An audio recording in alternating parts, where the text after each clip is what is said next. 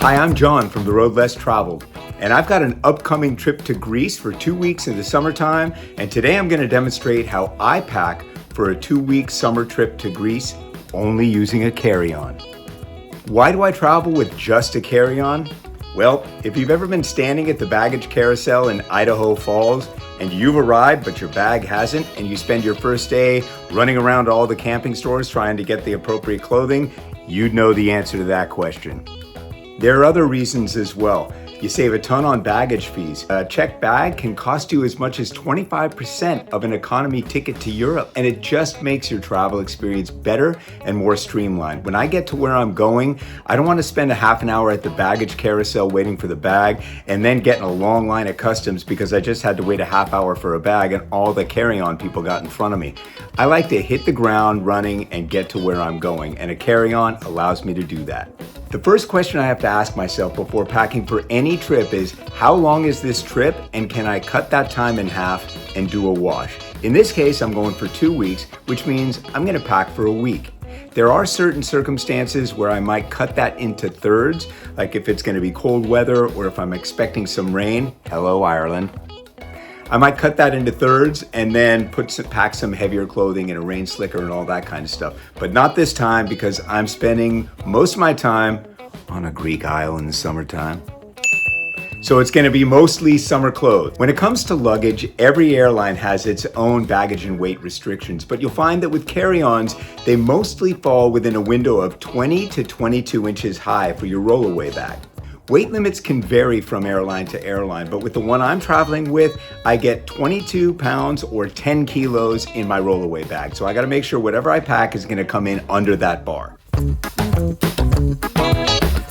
So for a week, I'm gonna pack 6 fun, colorful t-shirts, 4 button-down short sleeve shirts that I can wear about town, 1 pair of mesh slip-on shoes for wearing on a boat or at the beach, a wide brim breathable hiking hat, my noise-canceling headphones for the plane, a must, a couple of pairs of shades in case I lose one, and because it's hot when you hike in Greece in the summertime, a collapsible foldable water flask, 2 pairs of long-sleeve pants, 1 for the bag and 1 to wear on the plane, and of course beach attire, 2 pairs of swim shorts and 2 long-sleeve rash guards to protect against exposure to the sun, 3 pairs of cargo shorts with plenty of pockets, a hanging toiletry bag so you can maximize your counter space in those small European bathrooms, and a small case to keep all my electrical cords and sundries organized.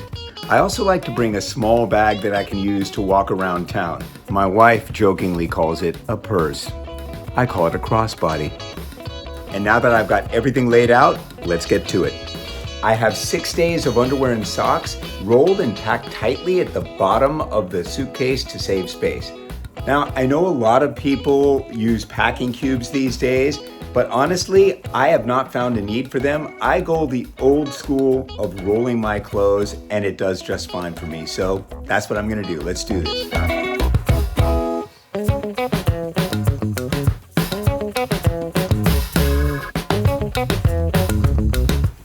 There's still some beach sand in this thing from my last trip, Baja. I love the beach.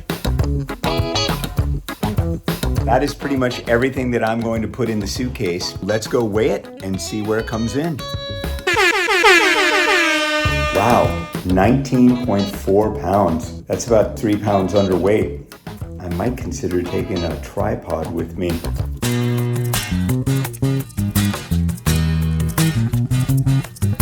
With pretty much every airline, you also get a second bag. With me, it's a day pack. Otherwise known in airline language, your small personal item. I love my small personal item. What goes in the small personal bag? Well, it's the stuff I want to keep close to me while I'm traveling. Everybody travels with electronics these days, but I use a little bit more than most people because of what I do. I've got several cameras, I've got my phone, I've got my computer, so I bring all of those cords and everything. Most of them go in the rollaway bag, but some of them go here so I can charge in airport terminals and things like that. This is where my large camera goes, right into the bottom of it, fits nice and snugly. My ever important noise canceling headphones for the plane. A good travel book, essential for those long trips. This one's gonna be about 12 hours, so I will definitely crack a book. This Sierra backpack has a very nice little slide-in pocket for the laptop that goes right in there. I'll also put my shades and all my reading glasses and stuff like that will also go in here. I'm also gonna put my crossbody bag in here. Crossbody bag. It's gonna go in there because it's collapsible, and it'll even cushion my MacBook a little bit.